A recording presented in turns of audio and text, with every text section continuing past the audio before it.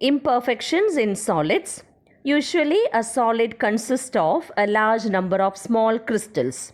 These crystals have defects in them or imperfections in them. These defects occur when the crystallization process occurs very fast or at moderate rate. Defects are of two types: point defects and line defects. Point defects are the irregularities from ideal arrangement around a point or around an atom in a crystalline substance. Line defects are the irregularities from ideal arrangement in entire rows of lattice points. Point defects are of three types: impurity defects, stoichiometric defects, and non-stoichiometric defects. Stoichiometric defects are of four types: Schottky defect, Frenkel defect, vacancy defect, and interstitial defect. Non-stoichiometric defects are of two types: metal excess defect and metal deficiency defect. Metal excess defect are of two types: metal excess defect due to anionic vacancies and metal excess defect due to the presence of extra cations at interstitial sites. Why is it important to study the defects in solids? It is because it affects the properties like electrical, mechanical, optical, magnetic, etc. Stoichiometric defects. These are point defects that don't disturb the stoichiometry of the solid. They are also called intrinsic defects. Stoichiometric defects are of two types: vacancy defects and interstitial defects. What are vacancy defects? When some of the lattice sites are vacant, the crystal is said to have vacancy defect. This results in the decrease in density of the substance. This defect develops when a substance is heated. You can see that vacancy defect arises when some of the lattice sites are vacant.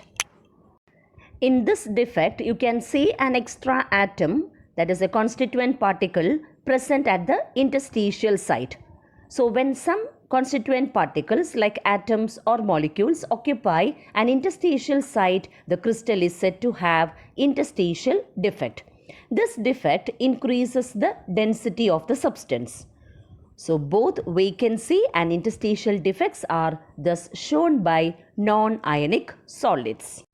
So point defects are the irregularities or deviations from ideal arrangement around a point, and point defects are of two types: those exhibited by non-ionic crystals and those exhibited by ionic crystals.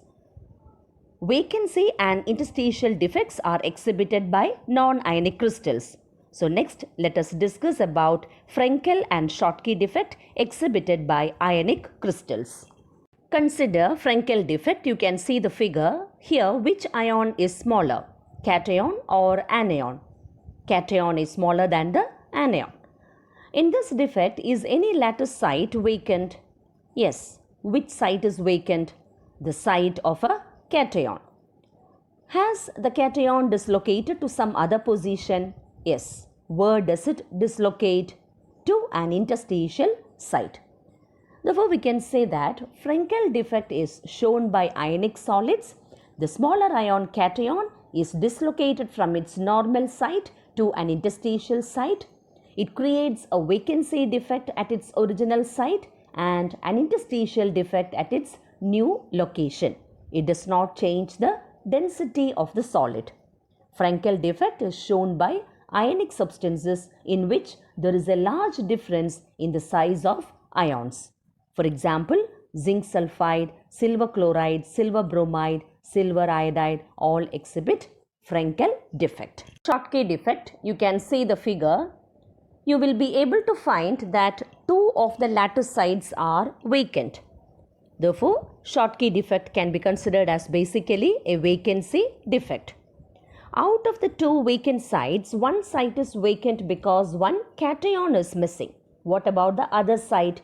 It is vacant because one anion is missing. Therefore, we can find that in Schottky defect, equal number of anions and cations are missing. So, in order to maintain electrical neutrality, the number of missing cations and anions are equal in Schottky defect. It also decreases the density of the substance. It is exhibited by ionic substances in which the cation and anion are of almost similar sizes. For example, you can take sodium chloride, potassium chloride, cesium chloride, silver bromide. Silver bromide exhibits both Frenkel and Schottky defects.